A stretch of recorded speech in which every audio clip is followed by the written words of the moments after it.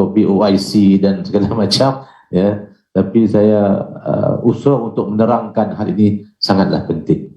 Jadi isu Afghanistan adalah isu bermulanya gerakan memerangi terorisme. Siapakah terorisme tersebut? Adalah mana-mana pihak yang ingin menentang hegemoni Barat. Mereka lah teroris. Siapa yang menentang, mereka teroris. Dan mereka diwajarkan untuk dibunuh, diburu dan diperlakukan sewenang-wenangnya. Jadi tuan-tuan dan puan-puan sekalian, inilah pemikiran yang kita perlu faham. Dan yang keduanya, Afghanistan ini ada kaitannya juga dengan hadis Nabi, ya, yang berkaitan dengan hadis akhir zaman. Ya, apabila kalian melihat panji-panji hitam telah datang dari arah Khurasan, maka datangilah ia, kerana sesungguhnya padanya terdapat khalifah Allah, yaitu Imam Al-Mahdi. Ini hadis akhir zaman yang banyak dibincangkan tentang Khurasan. Khurasan itu termasuklah Afghanistan dan stan-stan yang mengelilinginya, Turkmenistan, Tajikistan, Uzbekistan, Pakistan, dan Iran. Yaitulah yang dikatakan Khurasan, dan the center of Khurasan itu adalah Afghanistan. Jadi tuan-tuan dan puan-puan sekalian, jadi bagi pengkaji hadis akhir zaman, eskatologi, ya, mengkaji tentang apa yang berlaku tentang di akhir zaman tersebut, mereka melihat daripada perspektif ini.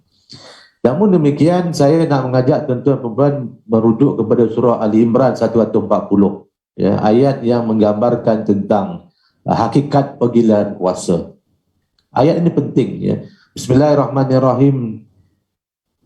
Iyamsaskum qarhun faqad massal qauma qarhun misluhu wa tilkal ayyam nudawiluha bainan nas wa liya'lamallahu allazina amanu wa yattakhidha minkum syuhada wallahu la yuhibbuz zalimin. Dan demikian itulah keadaan hari-hari dunia ini dengan peristiwa-peristiwa kemenangan atau kekalahan.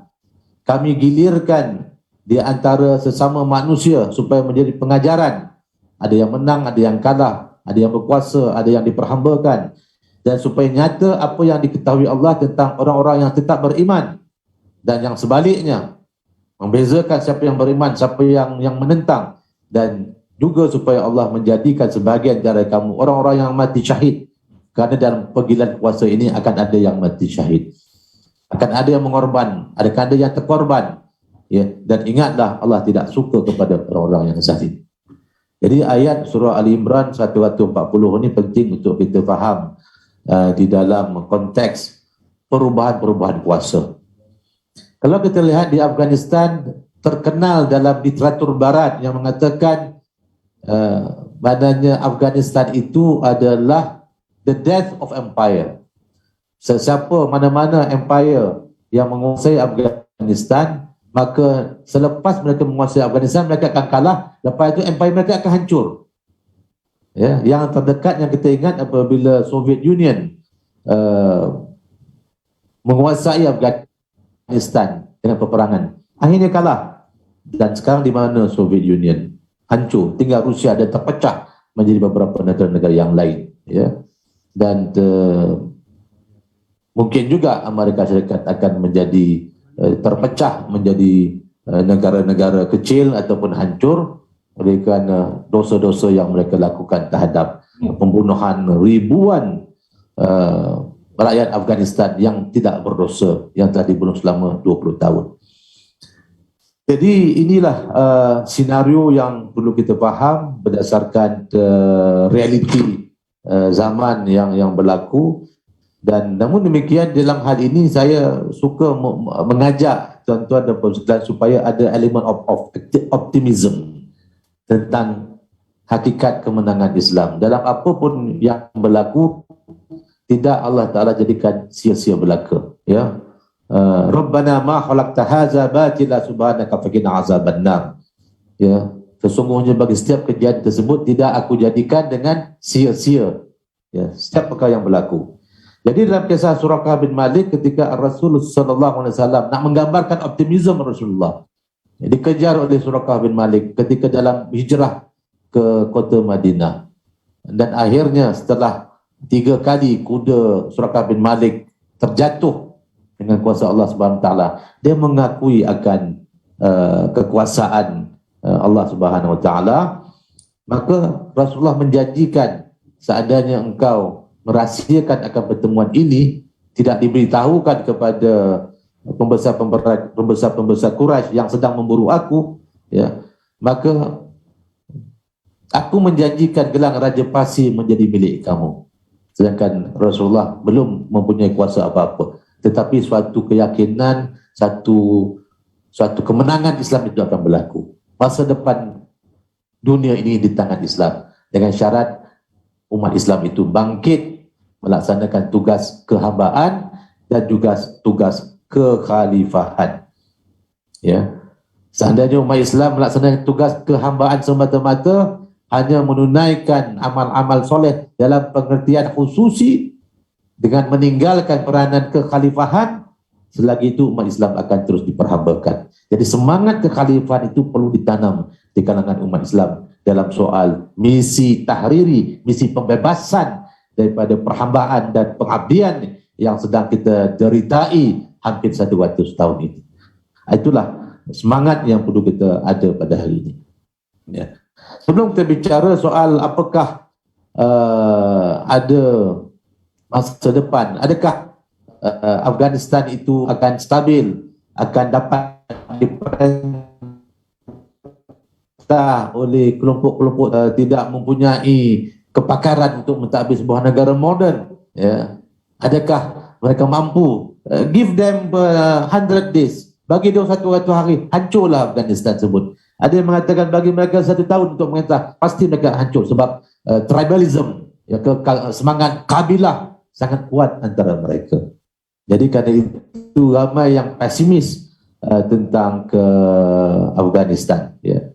Saya nak menunjukkan tentang realiti 20 tahun penjajahan Amerika Syarikat. Sebelum itu berlaku Rusia, tapi selama 20 tahun apa yang berlaku, implikasi perang di Afghanistan. Jadi, cuba kita lihat slide ya. Berapa lebih daripada 2 trilion US dollar bersama dengan 9 trilion ringgit telah terpaksa ditanggung oleh Amerika Syarikat, ya, untuk terus menguasai Afghanistan. Dengan kematian 1,000 ini yang tercatat, saya yakin ianya lebih daripada itu, ya. Dan dengan 2 juta lebih menjadi pelarian di beberapa tempat, termasuk di Malaysia ada juga pelarian daripada Afghanistan, ya, yang melarikan diri ini. Jadi itu realiti yang berlaku. Namun demikian, selepas kejatuhan Afghanistan di tangan tentera Taliban, ya, kita lihat sekarang ini berlaku satu perang naratif, ya. Sebenarnya bukan perang sebab Taliban tidak ada suara dalam media antarabangsa. Siapa yang nak dengar Taliban? Versi mereka, ya, tidak ada. Tapi yang ada adalah propaganda yang dilakukan terhadap mereka dengan gambaran-gambaran yang teruk-teruk belaka. Saya berani berceramah di hadapan dialek ramai secara live pada hari ini kerana Global Peace Mission telah pun menghantar 6 orang petugas kemanusiaan kita pada 17 September yang lalu. Genap 2 minggu berada di sana. Saya pun tak berani nak ceramah ni. Sebab bila kita membaca online the news, kita membaca surat khabar, semuanya ngeri belaka.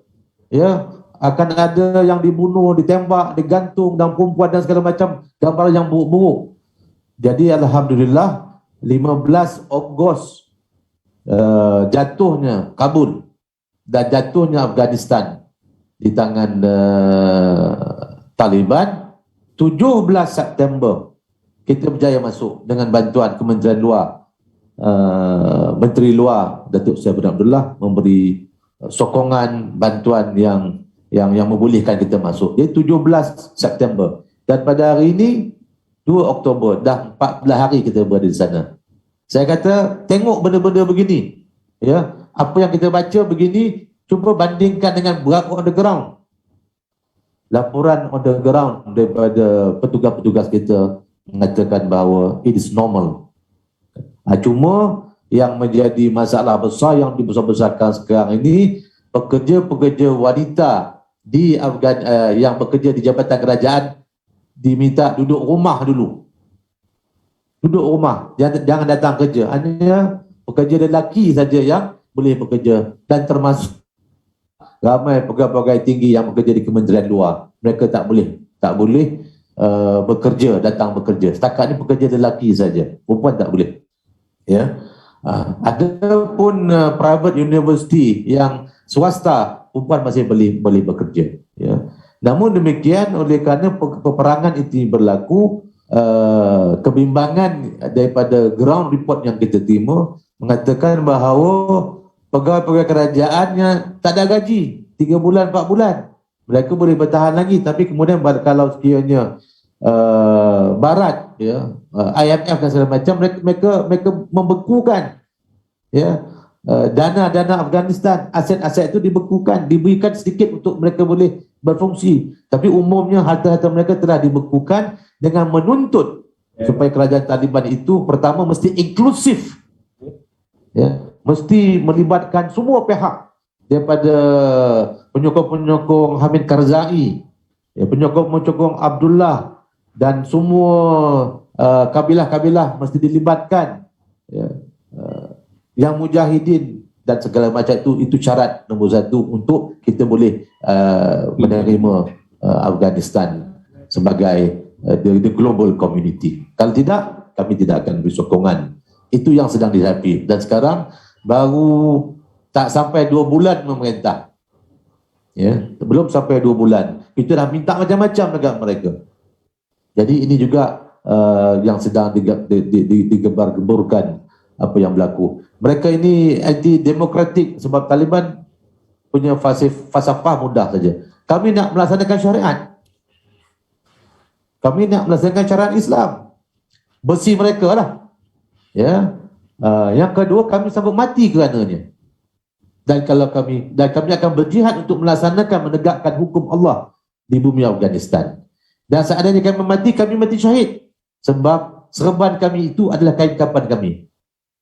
Jadi kalau tuan-tuan lihat serban tentera Taliban ni besar, ya, itulah selimut, itulah kain kapan kalau mati, bungkus-bungkus.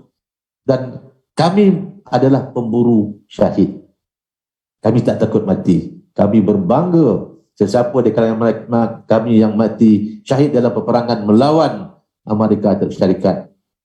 Kami berbangga, bukan kami sedih, bukan kami menyesal, bukan kami marah, bukan kami menuntut insurans, tetapi kami bersyukur kerana orang yang mati syahid boleh memberi syafaat kepada 70 orang kaum keluarganya.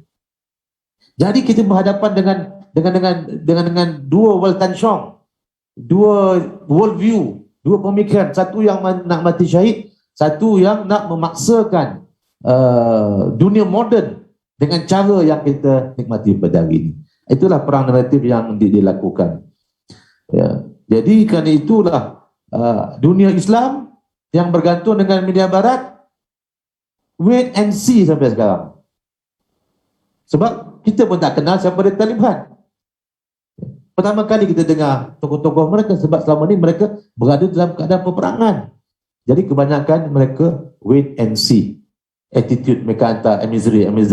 InsyaAllah tak lama lagi saya akan pergi ke Kabul untuk bertemu dan tengok. Alhamdulillah, advantage yang saya ada, kita sudah ada man on the ground yang bagi report on the ground, what's happening on the ground. Jadi bermakna kita ada advantage sikit sebab sudah ada operation on the ground, dah mulai menghantar bantuan-bantuan makanan dan segala macam. Jadi tuan-tuan perempuan, pada malam ini saya minta tuan-tuan support Global Peace Mission, ya, bantu sebarkan pendanaan kita sebab kita banyak perkara-perkara yang berlaku. Seandainya tidak, sekatan ekonomi itu masih berterusan, maka takut rakyat kelaparan dan akhirnya akan berlaku mudah untuk mencetuskan perang kabir sendiri.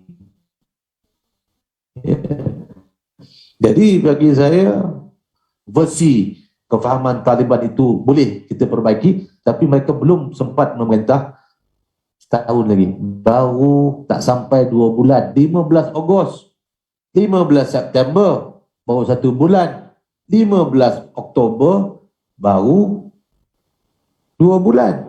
Ya, jadi bermakna dalam 2 bulan orang yang 20 tahun berperang di gunung-gunung, ya, tiba-tiba hari ini jadi Perdana Menteri, ya, ataupun jadi menteri, ataupun jadi pegawai-pegawai, sudah tentu nak merubah cara fikir. Ya, dulu pandanya seorang ahli perang belum tentu dia seorang pentadbir yang baik. Ya, jadi mereka berhadapan dengan suatu paradigm shift yang luar biasa. Macam mana nak memerintah sedangkan pengalaman mereka adalah berperang.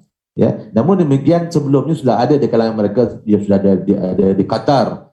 Ya, beberapa pimpinan mereka sudah banyak berunding dengan Amerika dan semacam, sudah ada segelintir yang memahami tentang dunia internasional, tetapi kebanyakan yang di bawah-bawah dia tak reti. Itu yang ada kadang-kadang beberapa kes tertentu wanita kena pukul, kena sebat, ya, dan segala macam, sebab umumnya tentera Taliban tersebut bukan semuanya faham tentang international standard dalam pemerintahan negara. Jadi naratif ini yang kecil-kecil itu telah mereka besar-besarkan, mereka ulang-ulang. Kalau ada kes menembak atau membunuh seorang perompak dan segala macam, itu yang diulang-ulang oleh CNN. Itulah pembunuhan sedang berlaku, wanita dianiaya dan segala macam.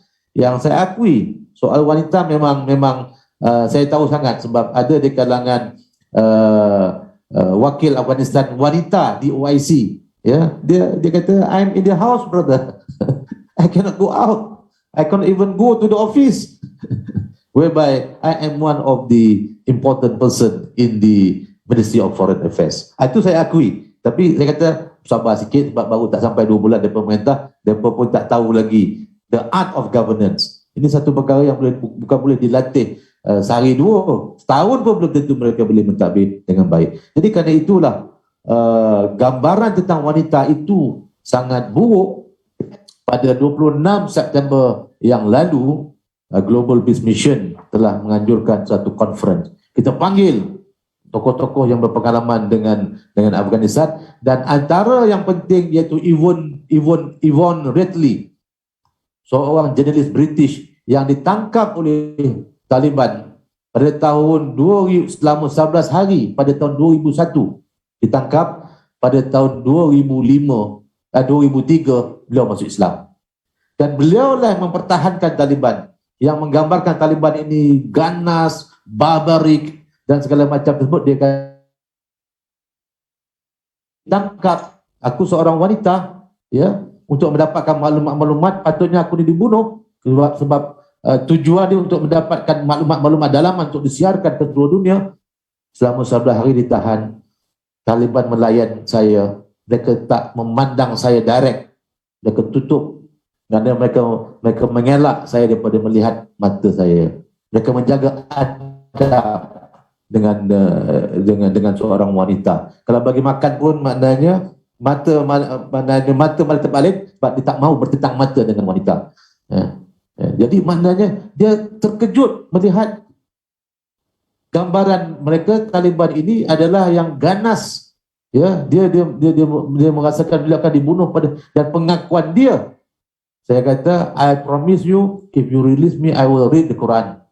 Dan 2 tahun kemudian dia masuk Islam, dan dialah yang bicara tentang hak-hak wanita dan the real situation apa yang berlaku di Afghanistan. Kita panggil dia dan cerita sendiri tentang apa yang berlaku. Ya.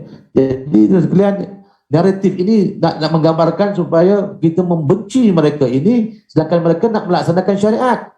Walaupun tafsiran mereka tentang syariat itu mungkin boleh kita bincangkan, namun demikian kita sepatutnya engage dengan mereka. Patut kita kena bantu mereka supaya mereka lebih terbuka dan mereka diterima ramai, sebab inilah satu-satunya bangsa yang berjaya menghalau Amerika Syarikat, tentera yang paling kuat di dunia pada waktu ini, hanya dengan semangat jihad, dengan serban yang merupakan kain kafan mereka, dengan senjata Kalashnikov dan rocket launcher.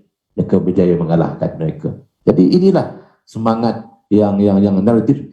Kalau boleh, kisah Afghanistan itu jangan memberi inspirasi kepada anak-anak muda Islam di seluruh dunia untuk bangkit membebaskan diri daripada perhambaan dan pengabdian yang kita deritai hampir 100 tahun. Ini isunya. Jadi kerana itu, hitamkan apa yang berlaku di Afghanistan supaya kita tidak simpati dan kita membenci mereka.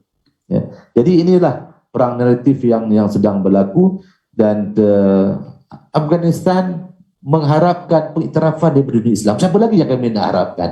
Iktiraf kami segera, bantu kami, bangunkan kami segera. Jadi berdasarkan baru 14 hari on the ground, memang mereka memerlukan bantuan, dan insya-Allah sehari dua lagi kita akan dapat bertemu dengan menteri luar mereka, dan ada rezeki wakil kita akan bertemu dengan Perdana Menteri Afghanistan yang ada, dan bila saya datang nanti kita akan dapat bertemu langsung untuk bincang tentang isu-isu kemanusiaan yang boleh kita bantu buat masa ini, ya. Jadi tuan-tuan dan puan-puan sekalian, yang keduanya, ya, satu perang naratif. Naratif itu kita kalau boleh kita baca surat khabar, kita baca sebaliknya. Dan kita terima bulat-bulat dan kita wacanakan pula. Bagi saya, what's happening on the ground dengan reality berbeza. Memang ada masalah, duit ATM ada masalah, nak keluar duit dan segala macam sebab mereka sedang di boycott, ya. Sekatan ekonomi sedang berlaku. Dan bantuan itu tidak diberi setakat bantuan-bantuan ala kadar untuk isu kemanusiaan, tapi soal governance nampaknya mereka memerlukan masa dan bantuan daripada internasional. Terus, mau tidak mau, Amerika Syarikat ini adalah persaingan geopolitik US dan China. Tuan-tuan tahu tak maknanya antara sebab mengapa Amerika give up? Ya. Mereka membelanjakan lebih 2 trilion US dollar selama 20 tahun untuk menguasai Afghanistan. Sedangkan China dengan 2 trilion US dollar itu membangunkan ekonomi seluruh dunia. Jadi di kalangan ahli Korea kata, we are wasting our time. Kita membuang masa sebab kita membelanjakan lebih 2 trilion US dollar for nothing except yang menguntungkan military industry. Itu yang menguntungkan. Ya. Tetapi negeri China dengan 2 trilion US dollar, dia membangun, menguasai ekonomi dunia. Dia pergi ke Malaysia, dia buat port, pergi Indonesia, dia buat port, dia buat bandar baru, dia pergi merata dengan with 2 trilion US dollar, and we spend 2 trilion US dollar in Afghanistan for nothing. We got a bad name, nama kita buruk, kita kena bunuh orang dan segala macam. Inilah antara perkara, akhirnya you get out, but they are coming back for economic benefit. Ya, jadi kerana itulah persaingan ini sedang berlaku. Jadi kita lihatlah realiti selepas 20 tahun kononnya, ya, selama 20 tahun mereka menguasai Afghanistan, kononnya nak membangunkan Afghanistan. Inilah report yang kita kena lihat, ya. Keluasan Afghanistan adalah 2 kali ganda berbanding Malaysia. It's a big country. Ya. 14 juta daripada 39 juta warganya diancam kekurangan bekalan makanan. 20 tahun apa yang berlaku kepada mereka? Adakah Afghanistan itu maju? Dengan 2 trilion US dollar itu digunakan untuk apa? Ya. Lebih 3 juta kanak-kanak terdapat mengikuti pembelajaran dan kadar pergaulan yang sangat tinggi. Namun demikian, Afghanistan mempunyai mineral yang belum diterokai. Ada yang mengatakan nilainya 1 trilion US dollar. Inilah, ya, yang sedang berlaku. 20 tahun yang dibelanjakan dengan 2 trilion US dollar itu tidak membangunkan Afghanistan. Namun demikian, saya yakin selama 20 tahun mineral telah pun disedut. Namun demikian masih banyak lagi di Afghanistan. Jadi kerana itulah sekarang ini China, Rusia semua nak datang yang untuk berbuat baik, nak membantu supaya mereka nak membangunkan Afghanistan kerana ada mineral yang sangat berharga termasuk uranium dan juga rare earth yang digunakan untuk membuat microchip dan segala macam. So inilah latar belakang Afghanistan yang kita perlu faham. Next. Jadi pertama, apakah sikap kita? Saya punya misi dalam sesi perkongsian pertama ini adalah be positive and supportive of the current government.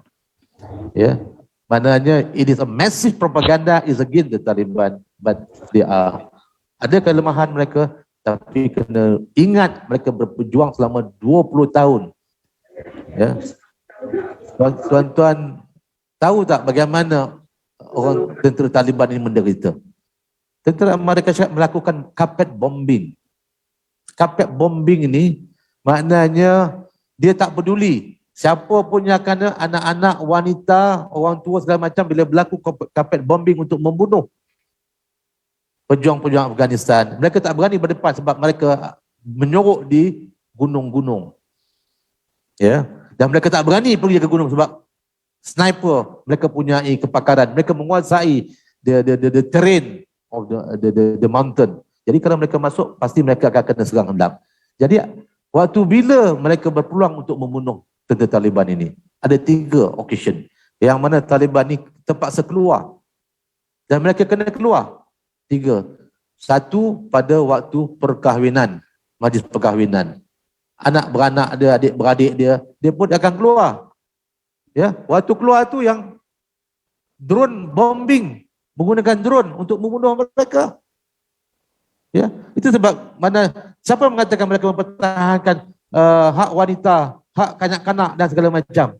Lepas tu kita minta maaf oleh kerana ada technical mistake.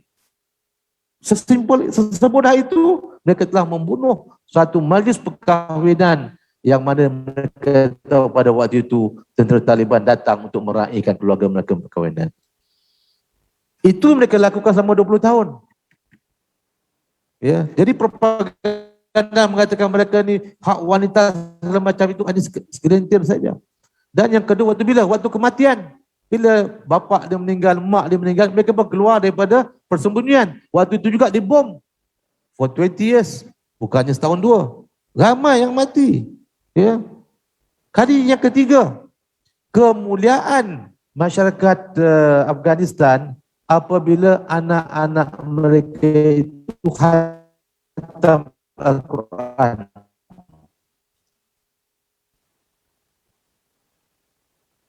Anak itu khatam Al-Quran, maka mereka pun datang ramai-ramai keluar meraihkan anak yang telah khatam Al-Quran. Waktu itu dibom juga. Itulah 3 occasion. Waktu perkahwinan, waktu mati dan juga waktu merayakan anak-anak yang khatam Al-Quran. Saudara, macam mana nak menafsirkan selama 20 tahun penjajahan tersebut? Ya. Jadi inilah antara perkara yang kita perlu lakukan. Jadi saya berpandangan terhadap apa yang berlaku, dan kita dalam kita mengkritik Taliban, kita ingat mereka belum memerintah lagi, belum pun memerintah 2 bulan. Apa yang kita harapkan dalam masa 2 bulan? Tahun pun belum tentu. Ada yang mengatakan yang pesimis. Saya bertemu dengan ramai juga di kalangan masyarakat yang elit yang mengatakan give them 100 days, give them 1 year. They will collapse. They are hopeless. They are useless. They are good for nothing. You dapat gambaran ini pada mana? You baca apa? You tahu tak underground? Saya makin berani menceritakan sebab kita dah dapat ground report ya, tentang walaupun 2 minggu, tapi ramai di kalangan sahabat-sahabat kita Afghanistan yang juga memaklumkan tentang the situation is changing, but it is not easy. Not easy oleh kerana tuan-tuan dan sekalian, yang pertama kita nak minta supaya ada keterbukaan di kalangan pemimpin Taliban untuk include everybody, supaya nak mengelakkan perang kabilah berlaku.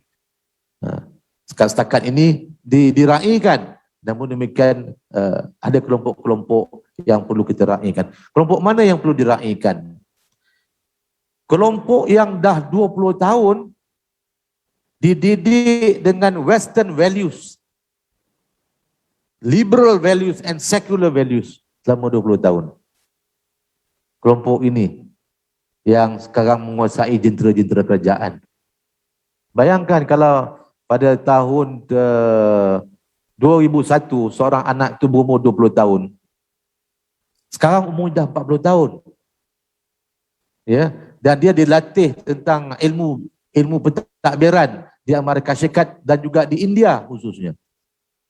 In terms of diplomacy, segala macam dilatih dengan western paradigm, dan wanita juga masuk tentera, boleh bersukan, wanita digalakkan untuk macam mana kehidupan di barat, maknanya hak sama rata, mereka wanita kena bersukan, tak ada masalah, wanita kena masuk tentera pun tak ada masalah, wanita macam-macam, kena ada majlis dansa dan segala macam.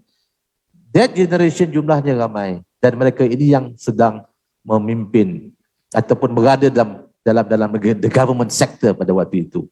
Jadi maknanya macam mana nak melibatkan mereka di dalam agenda baru yang dibawa oleh Taliban. Jadi sedangkan dunia memaksakan you must be inclusive, sedangkan berlaku pertembungan nilai. Jadi nak menyelesaikan masalah pertembungan nilai tak mudah. Tuan-tuan sekalian, kita dengan anak-anak kita pun kita ada masalah. Ya, nilai kita belajar kurang-kurangnya belajar di pondok ataupun belajar di madrasah dan segala macam.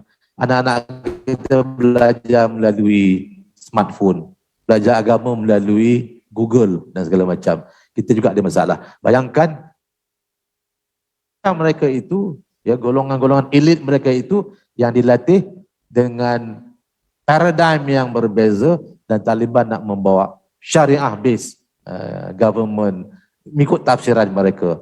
Yang ini juga satu perkara yang masalah, dan mereka dipaksakan. Kalau tidak an inclusive government melibatkan penyokong-penyokong Hamid Karzai dan Abdullah dan segala macam mana kita nak bergerak?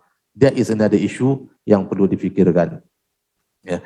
Dan yang kedua adalah soal pertembungan nilai, soal keterbukaan menerima pelbagai-bagai kumpulan, dan soal tafsiran syariah mereka tersebut.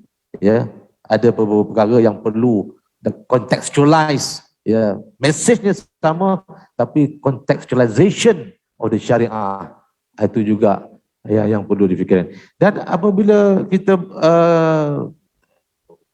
bertemu dengan ulama-ulama mereka yang berada di sana, ya, ada dalam satu sesi saya dilaporkan bahawa mereka bertemu dengan seorang ulama yang very enlightened, dia tahu about the present world, dan dialah yang sedang dihormati, sedang menggubal kurikulum pendidikan Afghanistan. Dia kata dia as good as our professor. Tapi kita tak tahu, kita nampak Taliban tu yang jenis yang pakai senapan dan segala macam. Maknanya ramai profesor-profesor yang datang, dan diaspora Afghanistan yang Islamic minded, mereka bersedia untuk datang untuk membantu. Jadi kerana itulah saya berpandangan saya nak appeal, ya, supaya be positif. Memang kita wajar untuk menunggu, wait and see, tetapi sementara wait and see, we have to engage with them. Kita kena assist, kena bantu, ya, dan kurang-kurangnya kita mula dengan humanitarian. Itu yang dilakukan oleh Malaysia. We start with humanitarian, build a goodwill, dan ini yang dapat dilakukan dengan baik. Jadi apa yang perlu kita buat sekalian? Yang pertama, empathy and solidarity. Ya, kalau boleh, maknanya boleh cynical, tapi jangan sampai negatif, dan jangan sampai kita menjadi destruktif. Ini yang saya harapkan, ya. Dan yang kedua, makanan sangat diperlukan, dan winter is coming. Ya, Afghanistan ini adalah negara yang dia berada di kawasan tinggi. Bila winter is coming, soal makanan sangat diperlukan. Kita hanya ada beberapa bulan lagi untuk sampai ke musim salji.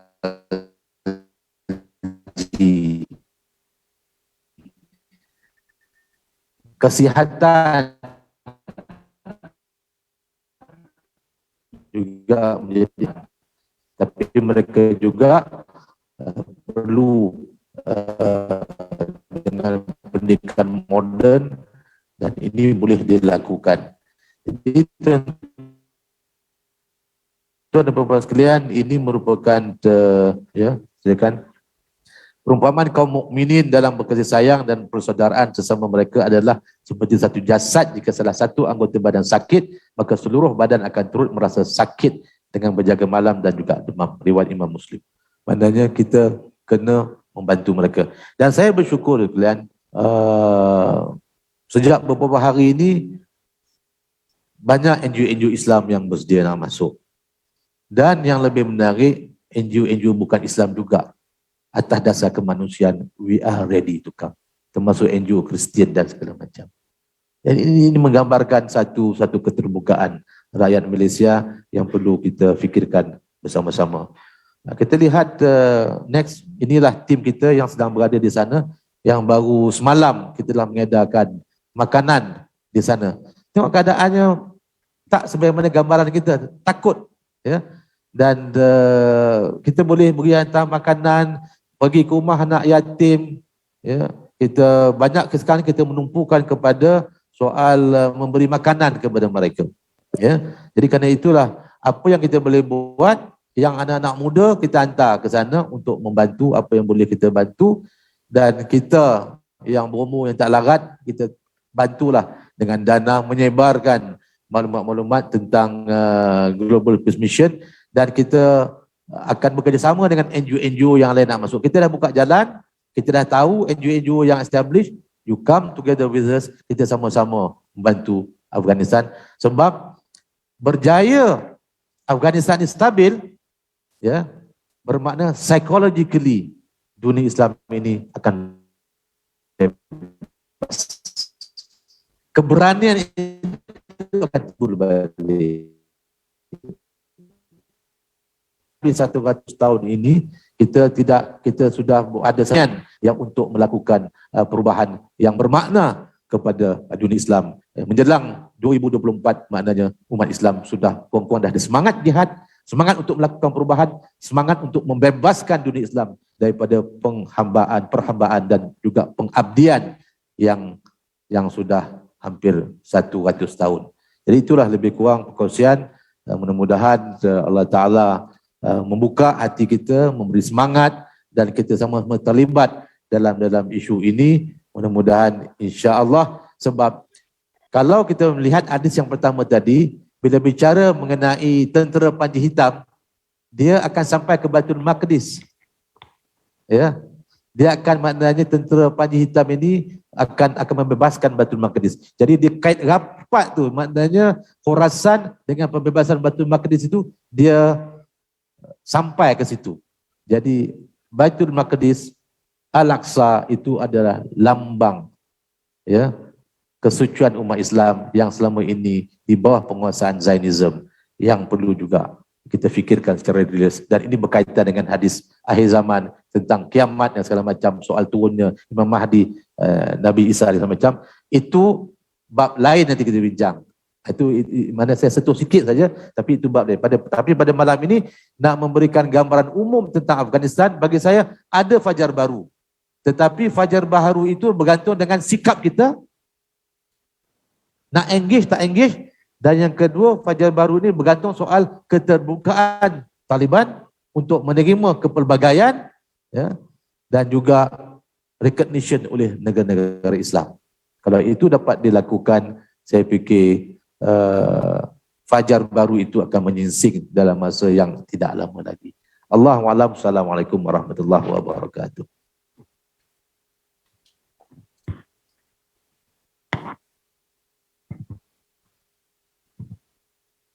Waalaikumsalam warahmatullahi taala wabarakatuh.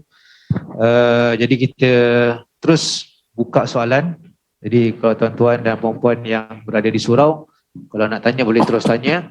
Dan yang follow Facebook boleh komen dalam Facebook. InsyaAllah nanti Rustia kita akan pick up. Yang melalui Zoom boleh sama ada melalui chat ataupun boleh onkan mic, boleh bertanya. Boleh kita buka soalan insyaAllah. Ya, silakan.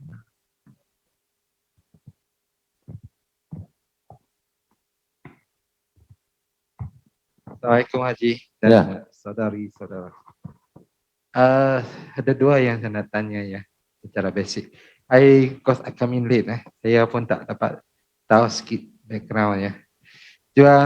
Satu yang saya nak tanya, mengapa apabila mereka dapat balik negara dia, mengapa dia ditukarkan nama Emirates kepada Emirates of Afghanistan tu? Dia ada raja ke ada keturunannya? Kedua ni, saya tak boleh berapa nafas. Kita nampak negara dia sudah tak berperang. Tapi kita nampak mengapa bank manager ke pun kena letak satu machine gun depan meja dia. Dia kerja apa mana pun, dia mesti ada satu machine gun. It shows that dia negara dia memang prone to sporadic attacks. Okay, terima kasih. Ya. Soalan tu saya tak boleh jawab. Sebab kita pun nak kena tahu juga ya. Sebab dia ada paradigm dia, pandangan dia yang saya ingat matter of time. Tak lama kita akan tahulah mengapa mereka menekankan soal Islamic Emirates of Afghanistan, bukan Islamic Republic of Afghanistan. Ya. Yang kedua, mereka baru memerintah 2 tahun. Ya. Selama 20 tahun, baru tak sampai 2 bulan.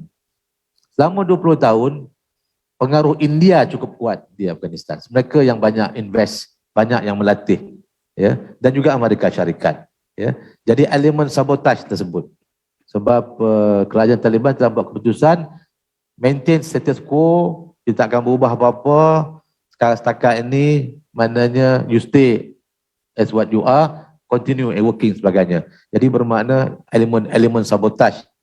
Jadi kerana itulah mereka kena siap siaga.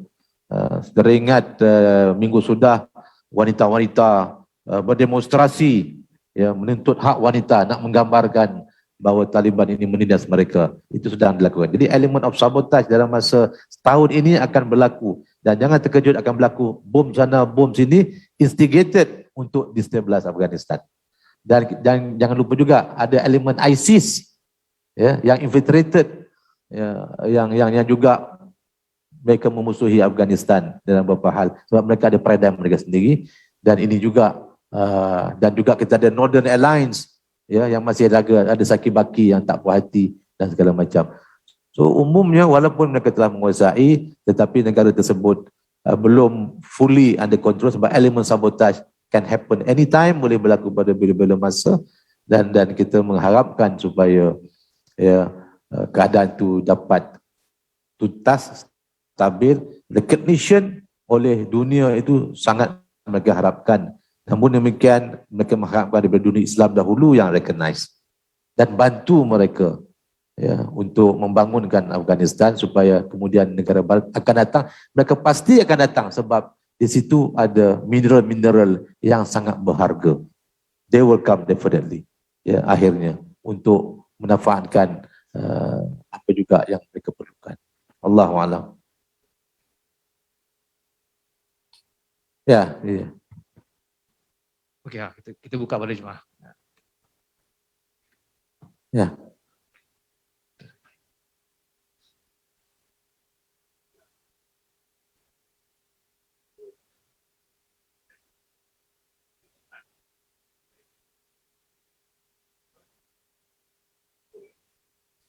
Itulah kesan perang teroris 2001, regime change. Bayangkan, penubuhan OIC itu adalah kerana pembakaran Masjid Al-Aqsa. Umat Islam bersatu padu. Bermakna mereka menganggap bahawa Israel itu musuh. Tapi sekarang ini ada 6 negara mengiktiraf Israel. Mengadakan hubungan diplomasi dengan Israel. Ya, jadi bermakna Qatar mengambil sikap atas dasar kemanusiaan, ya, dengan Turki, ya, satu grup. Ya. Tuan Haji mungkin ingat tahun sudah kita buat KL Summit, ya, negara mana yang hadir, ya, negara Malaysia, Turki, Qatar, Pakistan dijemput, tak datang last minute, Indonesia tak datang. Di mana negara-negara yang non-Arabs. Ya. Jadi kerana itulah dunia Islam juga kesan daripada perang terorisme ini telah melemahkan OIC. Sehingga kan 57 buah negara OIC, 6 telah pun mengadakan hubungan diplomatik dengan Israel. Apa purpose? Saya pakai topi OIC ini. Ya. Itulah yang berlaku. Ya.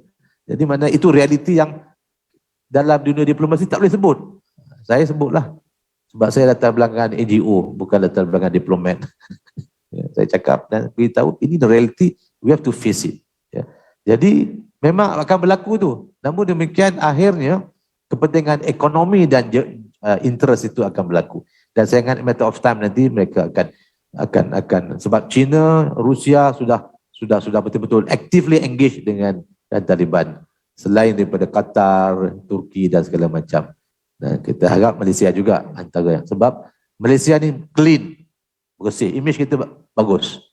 Ya, maknanya kita dari segi wanita kita bagi ruang untuk mentadbir, ya, menteri-menteri wanita kita ramai, ya, image kita ini proaktif. Jadi segi itulah kita nak ambil advantage, goodwill itulah supaya kita boleh berperanan sama.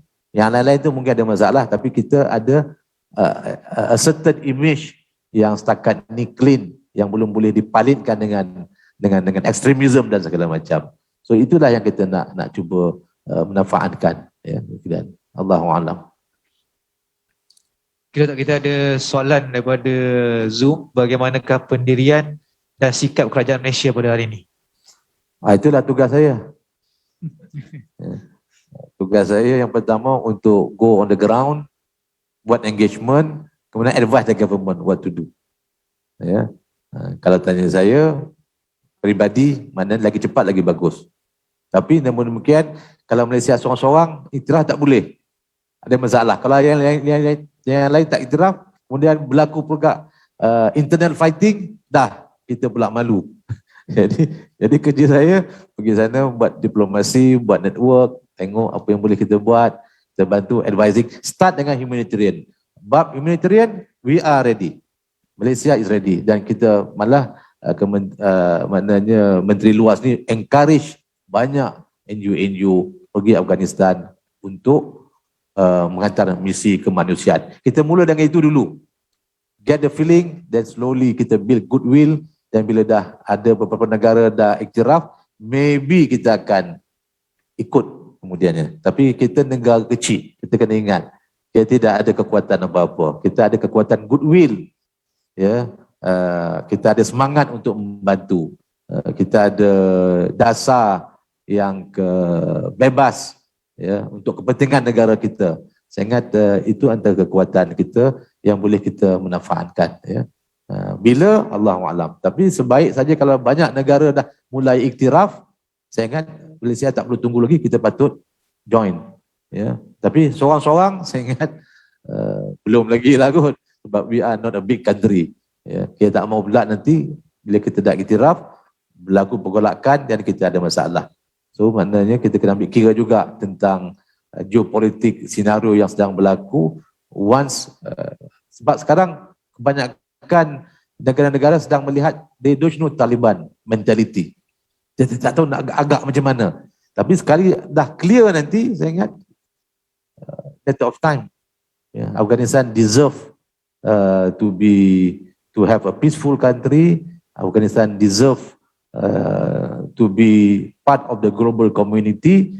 Walaupun mereka ada pemikiran sendiri, namun demikian kita kena respect perbezaan tersebut. Ya.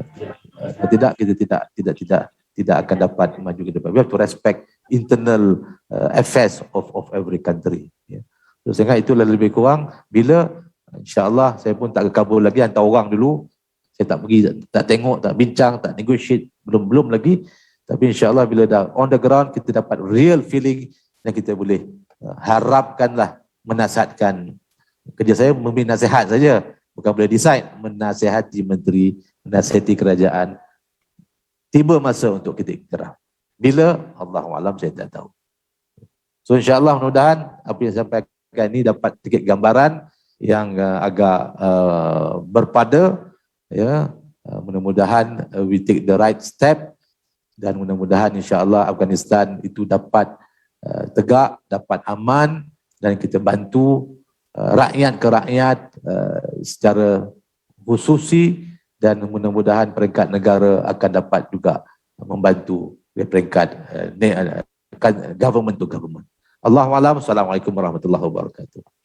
Waalaikumsalam warahmatullahi taala wabarakatuh. Jadi kita tutup sesi soal jawab, dan insya-Allah pada sesi yang lain. Kalau ada lagi nanti boleh direct lah tanya dengan pihak Global Peace Mission tentang status Afghanistan macam ni lah, insyaAllah. Dan pihak Surau mengucapkan ribuan terima kasih kepada yang berbahagia Datuk atas kesudian berkongsi tentang isu Afghanistan pada hari ini. Dan Alhamdulillah kita semua dapat maklumat, dapat info yang saya rasa info yang tepat tentang apa yang berlaku pada hari ini tentang Afghanistan. Jadi insyaAllah sebelum kita berakhir, saya ingin wawarkan sekali lagi pihak Global Peace Mission ada membawa tabung untuk tuan-tuan memberi infak kepada tabung kemanusiaan untuk khusus kepada Afghanistan ini. Sekiranya tidak membawa wang, tuan-tuan boleh menyumbang melalui online, boleh dapatkan nombor akaun melalui page Global Peace Mission. Dan tuan-tuan yang berada di Zoom juga boleh layari laman web Global Peace Mission untuk dapatkan nombor akaun dan boleh menyumbang kepada Global Peace Mission supaya semangat tuan-tuan ini dapat kita salurkan kepada Afghanistan, insyaAllah. Allah alam. Itu saja untuk malam ini. Wallahu alam. Assalamualaikum warahmatullahi wabarakatuh.